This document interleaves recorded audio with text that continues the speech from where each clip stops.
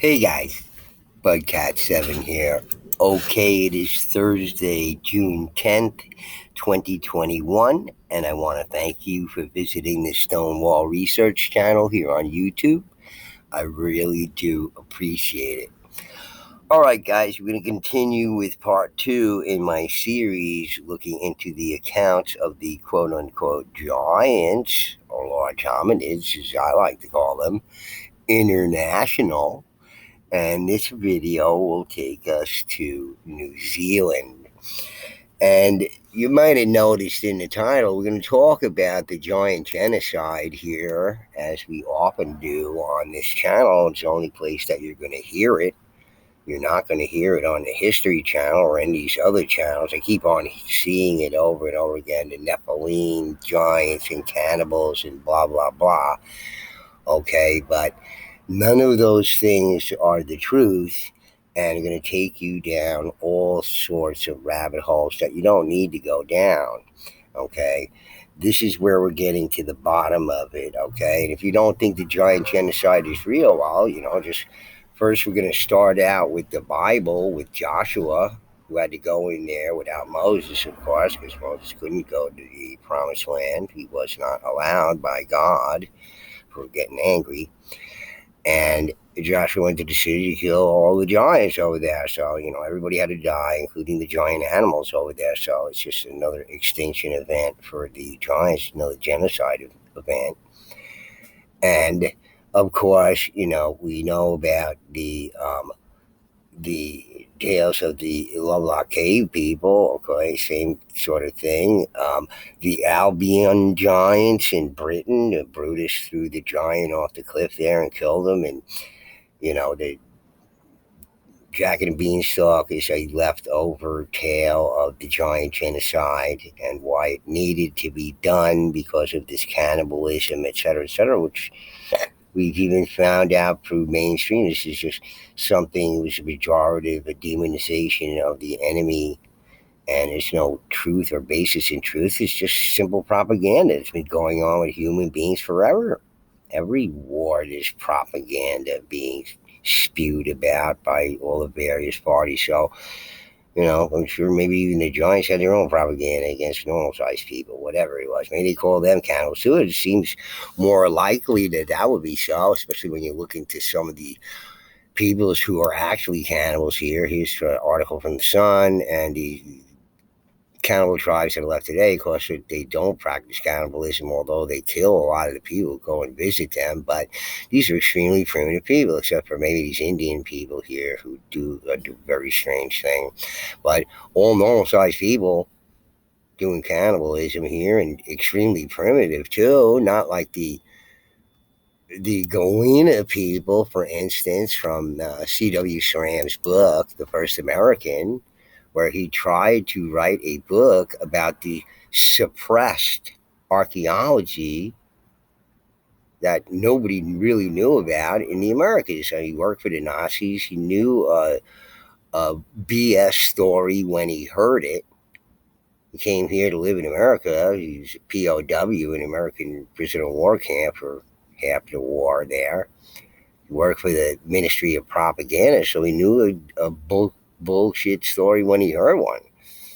And, they were trying to suppress these archaeological finds in the Americas here, and Saran thought it would be proper to not have this suppressed, and he published it in his book here. Okay, never to be heard again, except some late article where they discover it like again, and nothing is ever heard about it again. And if you haven't seen the Towers of Silence, and Saram called them the Towers of Silence because they told us nothing, they said nothing, because they buried all of Frank C. Hivens from the University of New Mexico. He buried all of his research, which was extensive. And this would have indicated that the seems to be some relation to the Pueblo, the peaceful, quote unquote, peaceful Pueblo people were the ones who exterminated these people completely.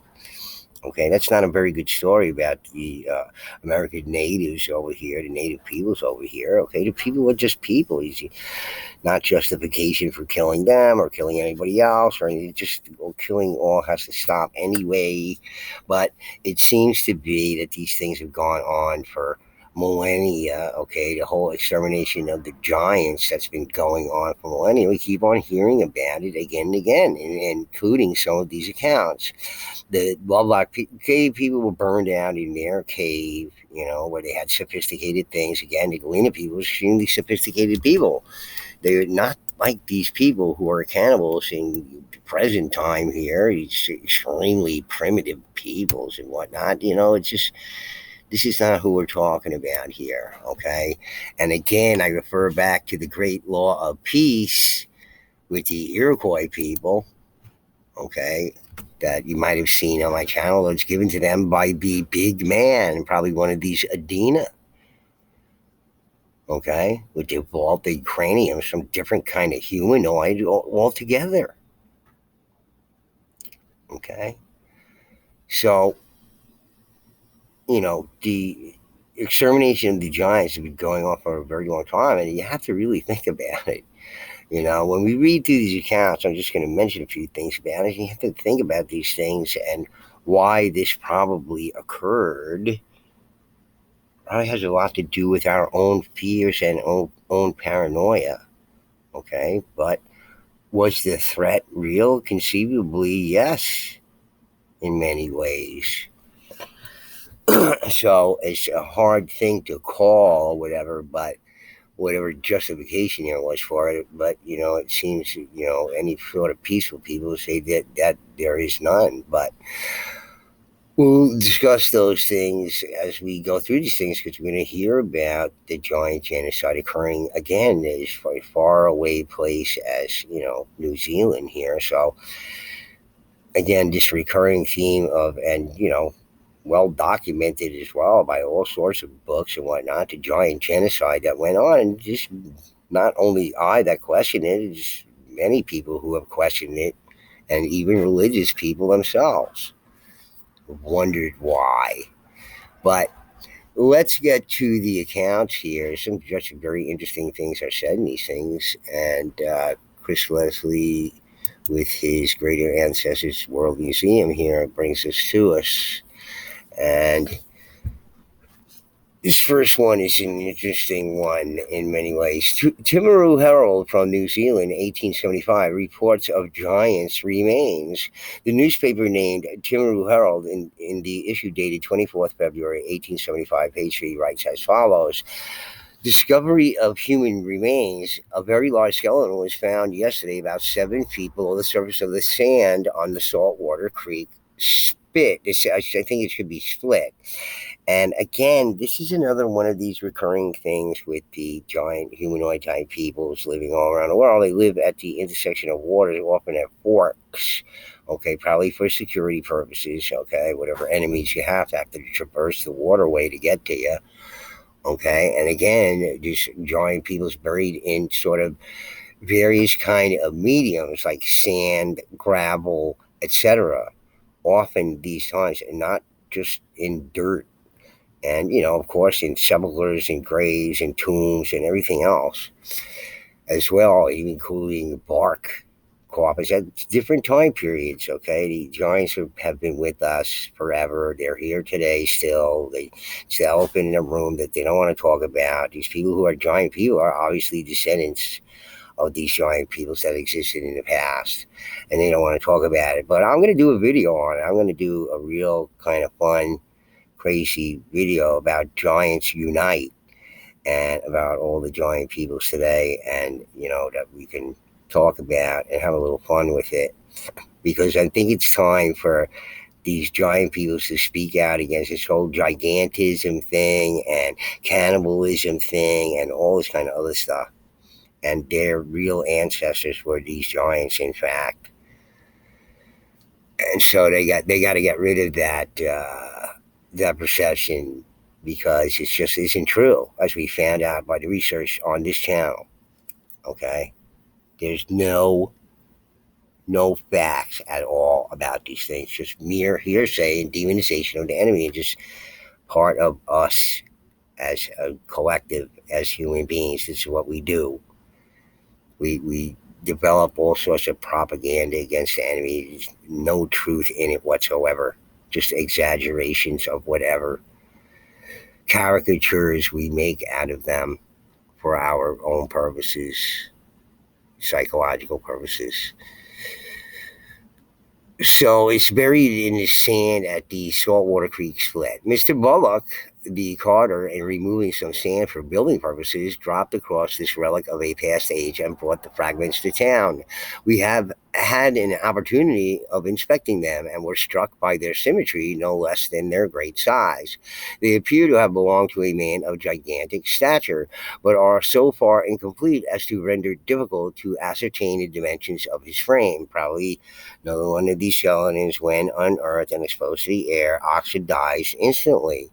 That's what happened to these things. They were nice and comfortable in their place in the ground there with no air getting to them at all, whatever. And then they dug them up and poof, crumble into dust.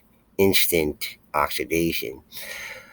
The bones are much decayed, a fact which, taken in connection with the dryness of the situation where they were found, probably indicates for them a great antiquity.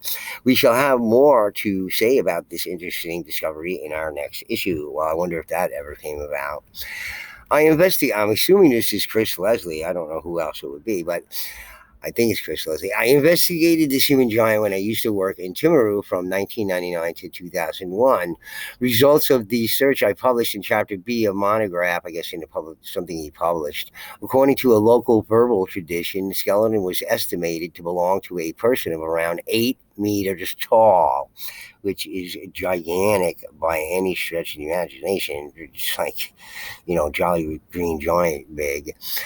It had such huge skull that a normal human skull supposedly could entirely fit into its mouth.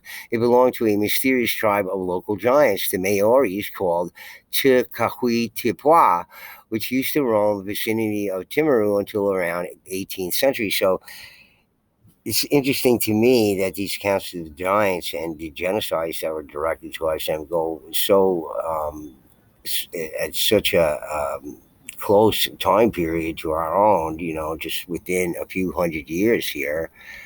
And, is that what the real story of the past is? The one that's being suppressed and kept from us? I mean, part of it anyway, about whatever the real history of this planet is, which we don't know anything about. Our grade school education is nothing but more of, brainwashing academy, and how to, teach us how to take tests and don't understand anything. Numerous skeletons of these two giants were found, but then mysteriously vanished soon after their discoveries. Where have I heard that before? And reported on many, many times on this channel. Seems to be, those things disappear, but anything else that has nothing to do with giants, but, that's, under lock and key and guarded by, people and everything else, and museums and displayed properly. Not this stuff. It's all buried and redated and all this kind of other stuff, as Michael Cremo can attest to. Numerous skeletons of these two giants found, but demonstrated. Okay, the most recent discovery of two gigantic human skeletons took place in the 1960s in the area of Timaru called Maori Park. Local newspaper Timaru Herald also wrote about it extensively, and many local people still remember these articles. However, I could not afford the large input of the labor required for finding editorial details of the original article. Soon after being found, these gigantic remains from Maori Park also disappeared mysteriously. Mysteriously. Okay, and again, back to C.W. Saram, who reported in his book about Alice Herdliska, okay, the head of the Bureau of Ethnology for the Smithsonian, how he was just a creeper, okay, complete creeper, and he's keeping all these archaeological points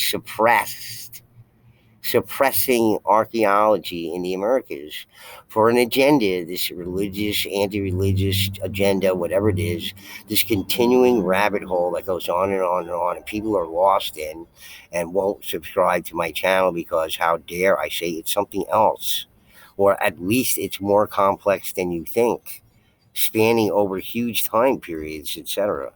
So Saran brought us to it, this to us about how this stuff was being suppressed and how the Smithsonian often bought up the remains, and whatever happened with these things was reported again and again and again. I reported to you here in the accounts of the giants of the Smithsonian buying these things up left, right, and center, and forever disappearing into a black hole somewhere, which they lost. There was a fire, this, that, the other thing. And meanwhile, it's probably in a giant warehouse somewhere, like Raiders of the Lost Ark, because that was a truth drop for you. And you're probably missing a lot of those truth drops in movies because you're not thinking about things that way.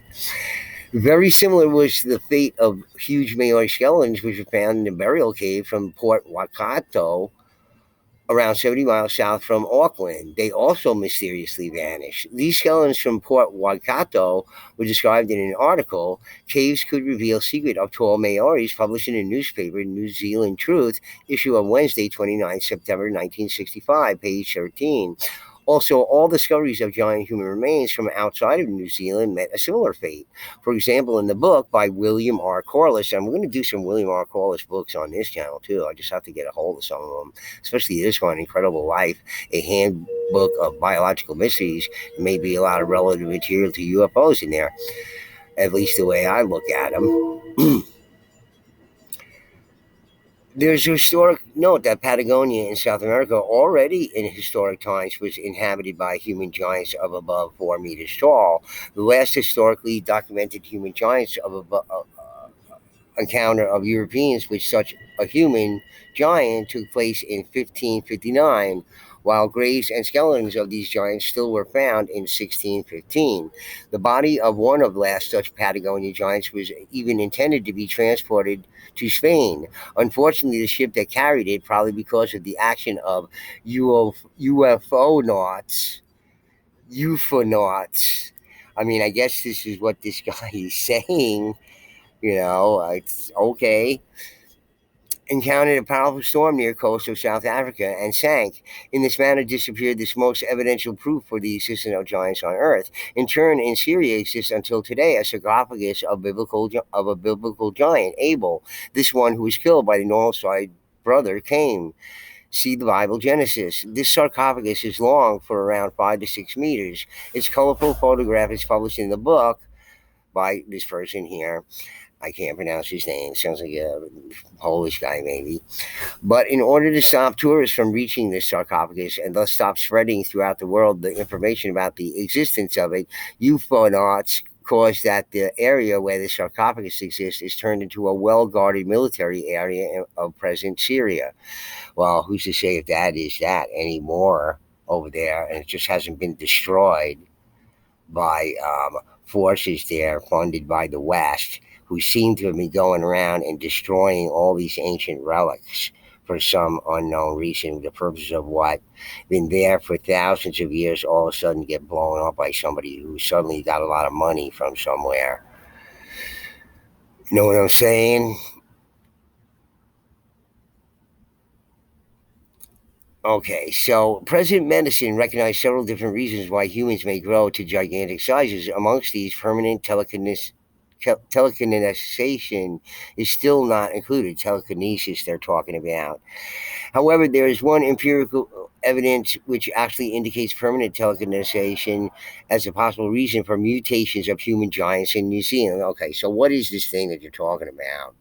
Okay, which is this thing here that somebody published this article about it, and it mentions UFOs and how they have this ability of telekinesis. Okay, does the UFO have it, or the things that are inside it, the creatures, the greys and the reptilians or whatever, or are they living creatures who have just more advanced brains, like dolphins, who are more advanced than ours, more evolved than ours, and they're creatures who are that smart? Okay, our measure of intelligence is extremely biased, and our measure of evolution is also extremely biased, considering that our abilities, other than our brain, pale in comparison to the animals. They are so much more advanced than us. It's amazing. Okay, so back to this thing here. Okay, so it's talking about this telekinization, whatever the heck that is, sort of a willing to grow bigger. This is the empirical finding of ancient Maoris passed to us by their verbal tradition that if remains of a human giant are buried in vegetable gardens, vegetables also grow to gigantic sizes. Because of this empirical finding, ancient Maoris used to bury their vegetable gardens body parts of human giants. Giant genocide. Okay, these Maori people and the people they thought are the Maoris or their ancestors are not their ancestors, but some different people who are here. Again, the Maoris are normal, average sized people for their time or whatever came in this area and exterminated all the giants and buried them in their gardens where giant vegetables grew. No, the giant vegetables were already there. They came along with the giants themselves from a different time where the gravity was different on this planet. Whatever you believe gravity is, okay, and flat Earth is going to be saying, ha ha ha, gravity to have this whole thing going on. Well, the electric universe people don't believe whatever it is that mainstream says gravity is. Okay, they know it occurs because of completely different phenomena that's put forth by the academic community today in physics, etc. Okay, they believe in different things. They think they can explain it in different terms, in electromagnetic terms, okay, and not in the terms of mainstream academics. So this is where the flat earther people and maybe the Thunderbolts project are in agreement in some ways, okay, against their theories about gravity and all this kind of stuff. But the Thunderbolts people believe about solar system, the planets, and how they moved around and destroyed this planet time and time again, and probably going to do it again. Okay, don't think for a second something's not going to go on out there that's going to pulverize our planet again. It probably will. Which whatever happens, the sun hiccups or burps or something like that, and the planets are like billiard balls being smacked around everywhere in here. According to Velikovsky in the Thunderbolts Project. Okay, so flat Earth is just calmed down. Okay, it's just gravity's a completely different phenomenon of what academics say it is. If you want to know more about it, go to Thunderbolts Project. If a given human giant eventuated just because of a medical condition, that then remains of it would not be able to induce a gigantic growth of vegetables. But if a given human giant was gigantic because of permanent telekinetization, then the telekinetized elements contained in his or her body would be absorbed by vegetables and induce them to also grow to gigantic sizes. This means that there is an empirical evidence which indicates the growth of gigantic humans because of the permanent telekinetization of their bodies. More about permanent telekinetization can be found in subsections KB1 and KB2 from Volume 9 of my newest biography. It's a very interesting concept there. Is it true? I don't know, but I think look, we're more agile than the giants, okay, and probably can reproduce in greater numbers, like F like rabbits all over the place. It seems to be that humans of average size everywhere. I mean, the giants couldn't; they were much smaller numbers, and therefore much easier to overcome. Although they're great size and probably fierceness in combat, doesn't matter if you're slower than your enemy who might be smaller than you, then he's going to get the best of you. Okay, that's the whole idea of us when we hunt against larger creatures, whatever they may be. Even today, we don't have to talk about the megafauna. That's their theories that don't make any sense either. Okay, since they didn't find any of the remains of these things in these archaeological finds in the Americas into caveman times, they didn't find any of these things only 14 times out of 74 times. Well, doesn't sound like they're hunting them to extinction to me. All right, so anyway, things to think about, folks, and all the information about what we can understand about the giants is to be gotten on this channel is a far different than you're going to be hearing about Nephilim and Anunnaki and all these other kooky, crazy things that people made up based on whatever cockamamie stories there are about it. Right? Demonizations of the enemy. That's what we do. Face facts, folks. That's what we do. We did it in all the wars. Okay. These enemies are exaggerations in whatever artwork and propaganda artwork and all this kind of stuff. You see it right there. We just, we're scumbags like everybody. They're scumbags too. You know, people could be scumbags, and I'm sure intelligent beings, humanoids who are like us in many ways, but maybe totally different species or whatever. They could be scumbags too. I'm sure everybody can. Except like the Jesus flying people, but maybe that's what some of these giants gravitate. I'm trying to say it on my channel. I talk about the good giants. I'm not the only one who talks about the good giants. Okay, just stories you're never going to hear in the Anunnaki and Nephilim stories. You're never going to hear that. There's no such thing as good giants in there. Is there such thing as bad ones? Of course there probably were. But, good and bad, just like us, you can't make it one side or the other. That's irrational, right? Okay, so giant minority axes, more axes found around the world. Okay. I'm thinking this thing too. They're showing these primitive people here using an adze type cutting tool. And like some of the stone findings we find with some of these people, this is why they think they're so primitive and everything. Here's one of these adze type things. They're chopping a tree down with this adze thing. You don't have to chop a tree down with an axe. You use this adze here. Is a way of chopping it down as well.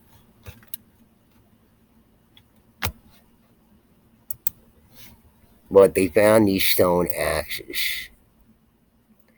The very size and weight of this axe must have required a powerful native to use it for any length of time. So, the thing about this is its size, not how primitive it is. Okay, that's a different question altogether. And as I frequently say on this channel, okay, let's say you were in a more advanced society and then suddenly the earth was destroyed by something, war, whatever kind of fanciful stories you can imagine that are all on YouTube and all this kind of stuff. But I think it's more like what Velikovsky said in Thunderbolts. But okay, so let's say the whole world is destroyed or whatever it is, and what are you going to do?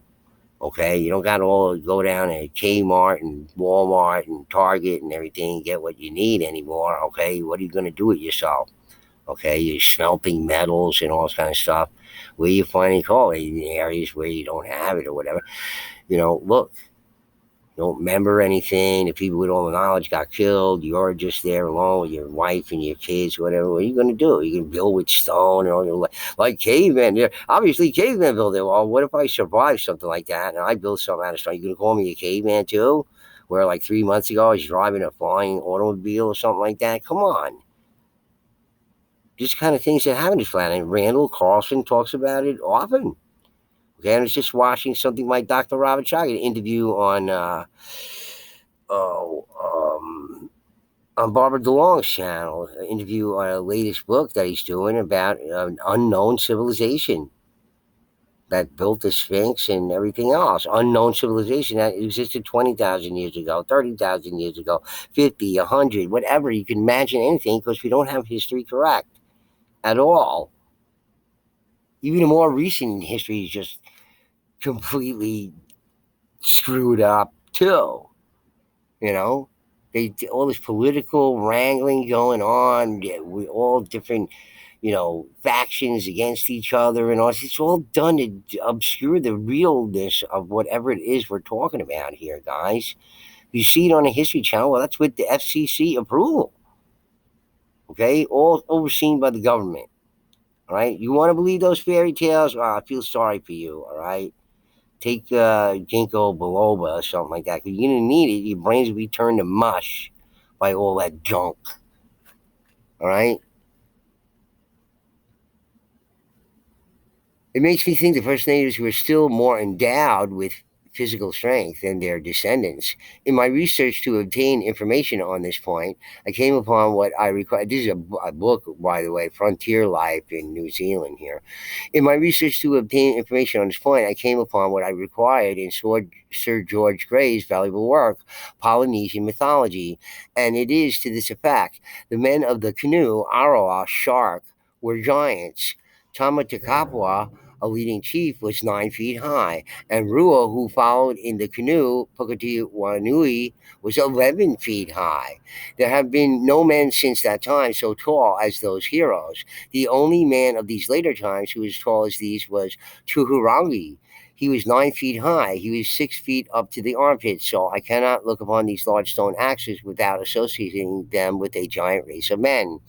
And at the very least, the last sole survivors of these families or tribes and everybody dying, you heard about in my last video, we talked about some accounts there about uh, two people in the Americas here who married each other and had a baby, and the baby did not survive 11 hours. And it's difficult for them to reproduce because they weren't built for this present day world and its physical and properties. So just have to consider these things, guys. It's all doable and considerable. When, especially when mainstream tries to consider how large animals existed in the past and our present day gravity, whatever you want to call it. All right, they couldn't. So that's a problem right there. Okay, and then to say, well, there's giant animals of every variety that we can see their counterparts today, but not human beings or humanoids of any sort. No, no, no. Couldn't be. But you have all these other ones, tigers and elephants and, bison and all these things that have giant counterparts that exist in the past, but not human beings? Really? Right? Every single one of these species has these giant ones that died off sometime in the early Holocene, right? We're still living in the Holocene, folks. So early Holocene, okay, before 11,500 years ago and up. Okay, everything before that was the Pleistocene. Okay, we're living in that too. Okay, human beings been around for a long time as well, despite the supposed phony baloney ice age that never occurred. Okay, so you got to think about all these things. The second axe or toki weighed 8 3/4 pounds, width 3 3/4 inches, breadth 2 1/4 inches, length 12 1/2 inches. This one is sharpened at a right angle with the side of the stone, and no doubt was used for the same purposes as our axe, especially for cutting off the large chips. Knowing the ground for so many years where they were found and making the calculation of time that they would have been buried there, I came to the conclusion that fully 500 years must have elapsed since they were first deposited at this place, which is probably completely off because geology is just another one of these new sciences that hasn't been fully developed yet. And whatever they are told about it have this inherent bias and preconceived notions about what they might find. Mathematics may be made without much assistance, a motive power that will solve problems that no other course of reasoning will lead to. Often, when we wish to know practically the certain results of our accuracy of some difficult problem, I've applied a mathematical test for its solution, again, by another different method to act as a check upon the former, when, should they accord, it will be taken for granted as correct. This very course may be applied in the case to these ancient axes. So, huge axes that average people could not handle and not swing around, and there's no reason they're going to be saying again and again and again about how these things were votive. And despite the fact that some of these tools can be made in a very short period of time, it's no trouble at all for some of these people. Well, why waste your time doing that? Did people have a lot of time to waste in the past? Is that what they're insinuating or whatever? I don't know. As far as I look back in the past, people got to get busy, man, because life wasn't so easy, right? So, it wasn't a lot of time sitting around doing nothing, right? So, in any case, some very large axes found there, apparently, in New Zealand. 18-inch skull from 11-foot Arawa warrior. So, these Arawa are not the Maori people, they're different people altogether. The Awariki stream catchment. The Wakatani District Council currently owns the entrance to a gully known as the Station Gully, quote unquote, or the Quarry Gully, quote unquote. Or do you mean an ancient quarry over there? Again, another things that the Giants did: work with stone, worked in quarries, worked with gravel, worked with sand, built things for themselves, were contracted to build things because there were a million people on this planet in the ancient past and, doing the same sorts of things we are.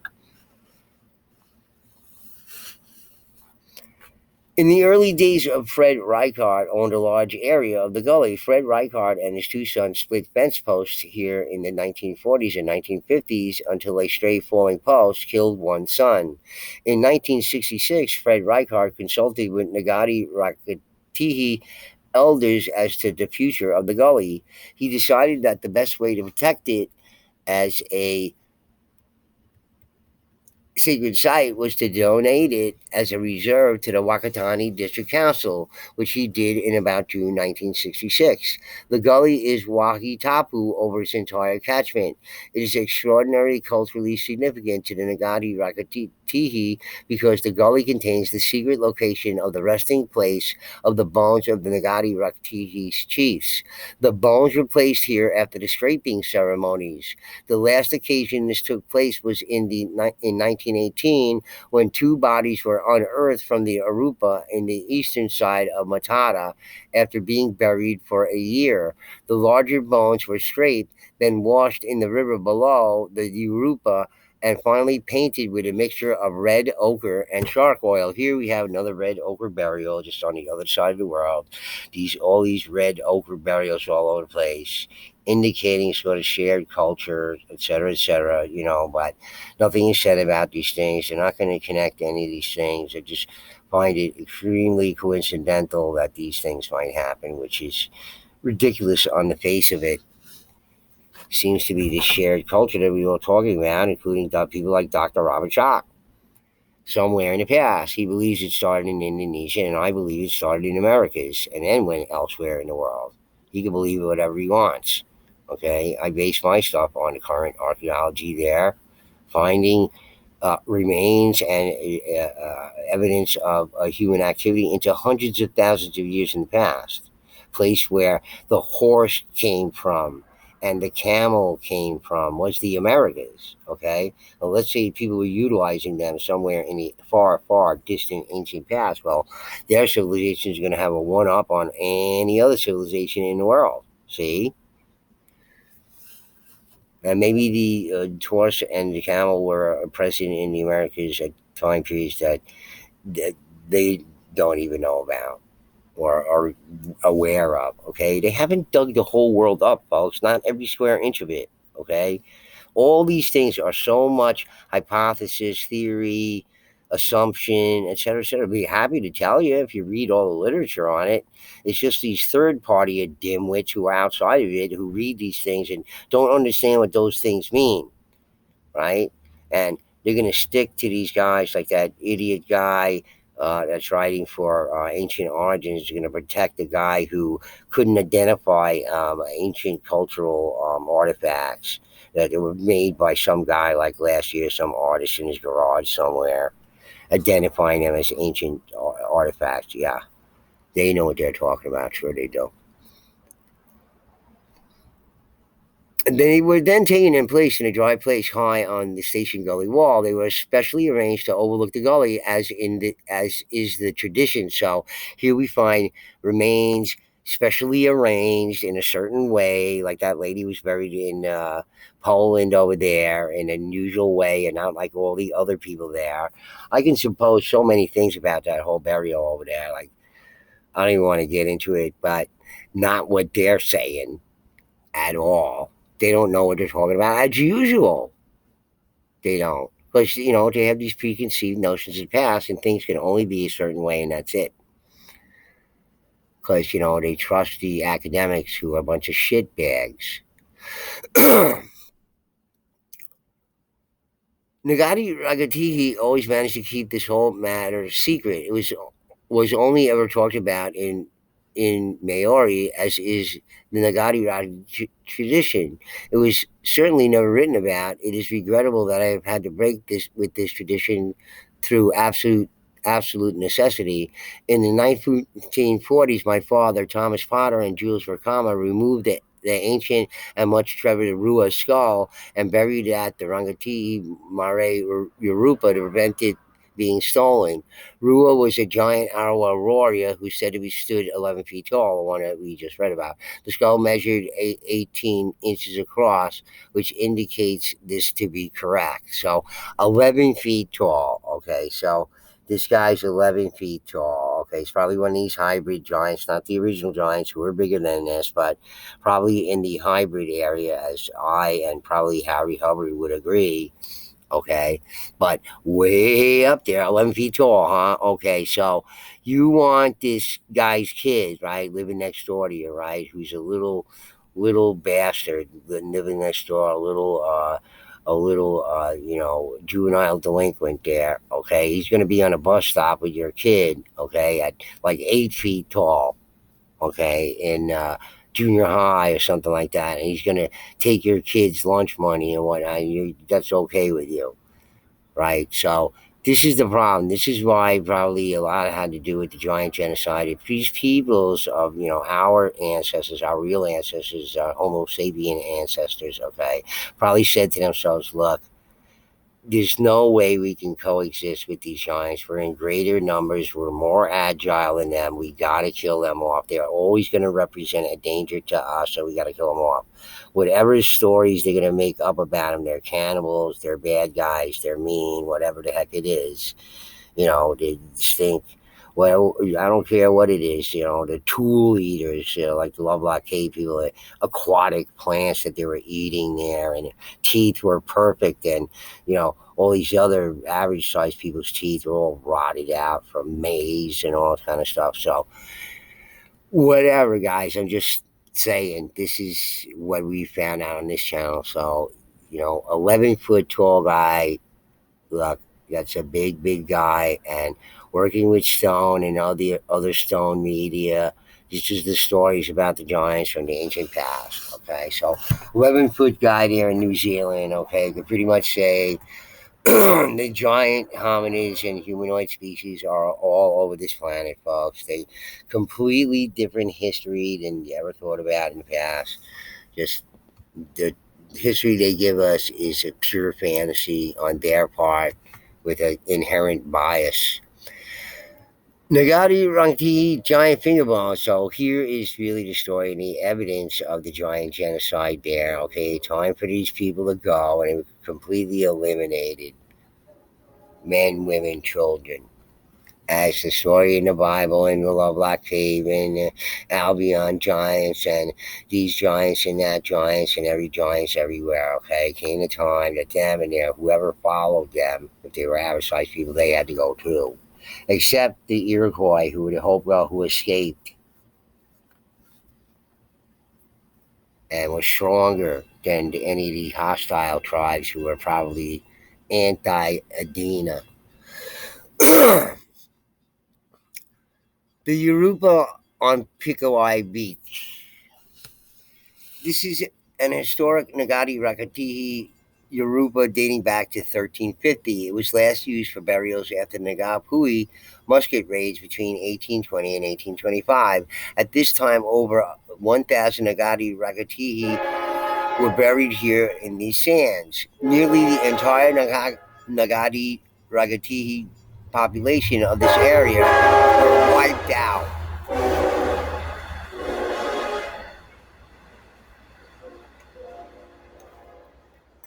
Train. So they were wiped out. Whole families that had lived here for 20 generations were wiped out. Okay, guys? Giant genocide. What did they do? They're bad guys. Okay?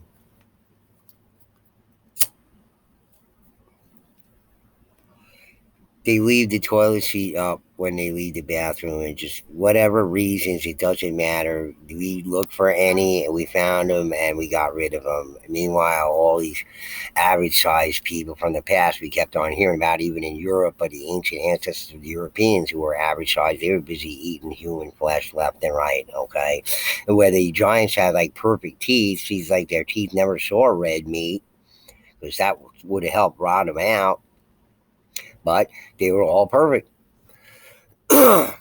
Just warned from whatever they're doing with their teeth, some sort of task, or eating clams right in the shell, cracking them with their teeth. Probably giant clams. No, no such thing as giant clams. Oh yeah, want to see one now?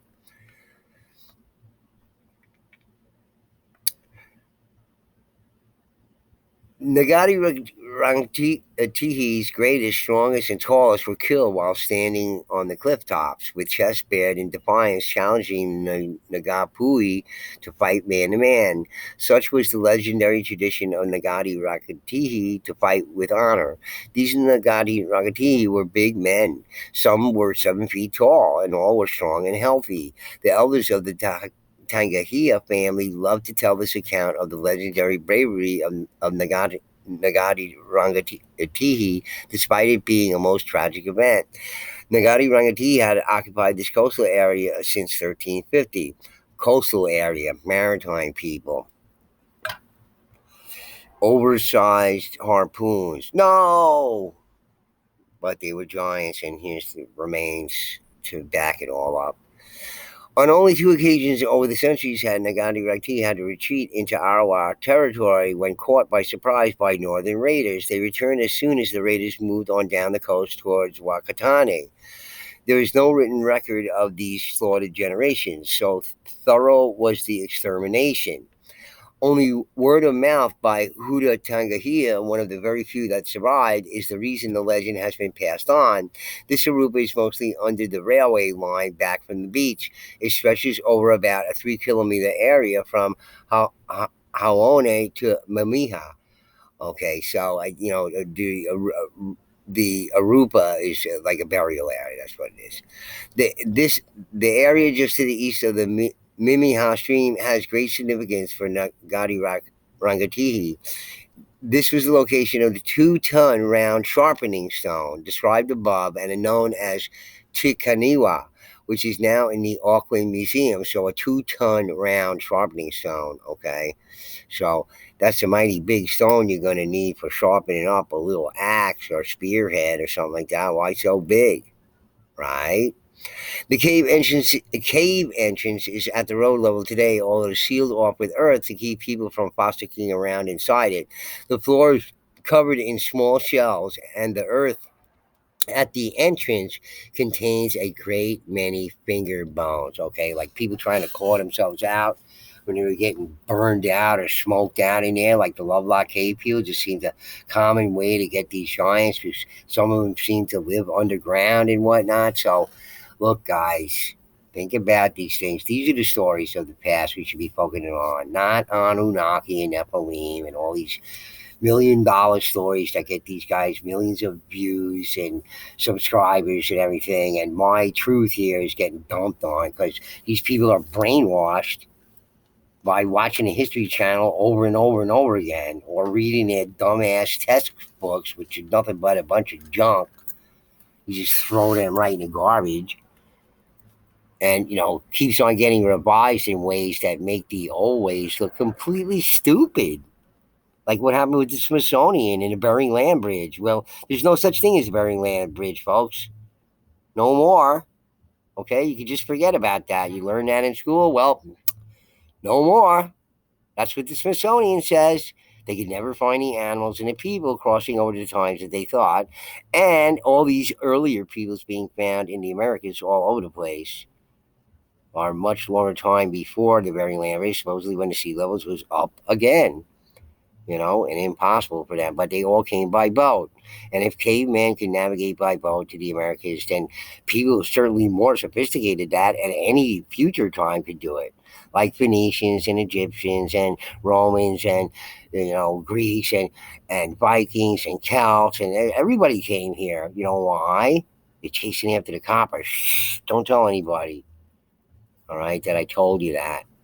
All right, because they're going to disagree with that. How dare you? You are not a professional academic like us with our phony degrees you can wipe your rear end with, because we don't know anything about history, and history is completely different than you think.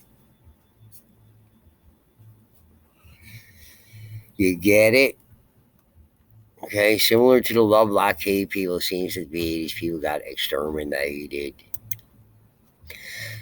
Ancient Cave Dwellers, 1934. The Sydney Morning Herald in Auckland, Friday. A huge cavern believed to have been the habitation of some ancient people. Oh, where they got choked out and burned alive in the cave? Yeah. Has been discovered at Wangaroa. It is about 40 feet high and 50 feet wide. Remains of the past inhabitants protruded through the deep dust. The bones of human beings and of fish and birds were intermingled, as well as strange bones, possibly of moas. Several skeletons had reddish fuzzy hair adhering to the skull, leading to doubt whether they were Maoris. Yep, you doubt that. Again, red haired giants, but in New Zealand now, right? Couldn't be. It's because of oxidation over the years and blah, blah, blah, blah, blah. Just whatever they want to say. Even though these other sort of peoples that exist, even to our own time, like the Laotian people, like Von Gaal, the author that I interviewed on my channel, her people have blonde hair. Where did that come from? And these Asian people with black straight hair and black eyes and all this kind of stuff. Where did that come from? And the people in North America there with blonde hair. Just out of nowhere. No explanation. Go back to sleep. Several skeletons had reddish fuzzy hair adhering to the skull. The skeletons were of huge dimensions. One man is estimated to have stood nearly 7 feet high. The inhabitants apparently lived in captivity in the cave. The cooking and sleeping places were fairly intact. The discoverers say that the cave is positively not a burial cave. So, again, like the Lovelock Cave people, like the people we just heard about in the cave there, okay, and the Galena people who were exterminated in their caves, except their caves were 25 and 30-foot torreons, castles that they built over there, and all the castles built in the American West there, in Nevada and Utah, and salmon ruins in Colorado, and all this kind of stuff. They're all built by Galena peoples. These people of unusual phenotype, unusual morphology, and it's a story they got to bury and keep buried, according to C.W. Saram. Okay, not going to tell you about these peoples who were there, who were more sophisticated. They certainly weren't cannibals. Okay, they got high engineering skills, etc. Okay, they had design in their homes, beautifully built on perfectly cut large limestone blocks as foundations, 500 of them that you would never heard about. Who the guy who found them, the rancher who found them intact, but for some reason today, none of them are intact. Okay? I wonder what happened to them after they were reported on by Frank C. Hibben. Okay? Don't you? Okay, you can find out more about the Towers of Silence, okay, and just another location for the giant genocide, okay? And I take you to a ridiculous contemporary article about it trying to explain it, where Frank C. Hibben did extensive archaeology. I mean, extensive, with a fine tooth comb, all right? And Saram brings this to us. You can follow it on my channel here if you want to hear about it. But here we find out evidence of giant genocides going on New Zealand, an island where, you know, maybe killing the giants would shoot like shooting fish in a barrel. You know what I'm saying? So, look, guys, think about these things. Think about all these things that I tell you on my channel. Don't go to those other channels, whatever they are, UAMN, and they're going to talk about the Nephilim, and it's just all baloney.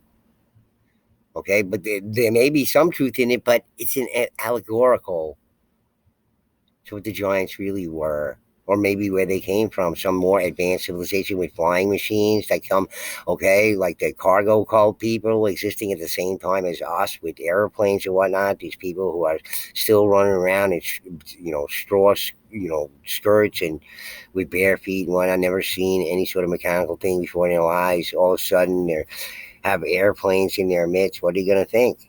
And then the people go away forever, right?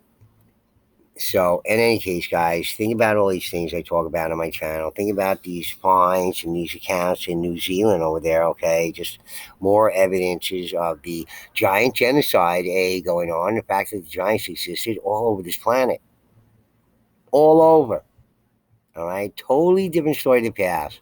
With heroes and villains and all sorts of history that we could probably find more about if people bother to think of it. and more scientifically instead of in these stupid, fanciful ways that are there to, grab you like, you know, hawkers at a carnival. Okay. Anyway, guys, if you like the video, please do hit the like button, and it helps in the search for the videos. I know one guy didn't like me soliciting that or whatever. Just leave bygones be bygones. Whatever happens, happens. Well, no, I want people able to find this material in the search because all they're confronted with is all this other junk, which isn't the truth, folks. Okay, the closest you're going to get to it is here on this channel. All right. Anyway, please do hit the like button if you did like the video, and please subscribe if you're not a subscriber. We talk about some very interesting alternative ideas on the channel, folks. All right, guys. Anyway, Budcat7 signing off. Peace.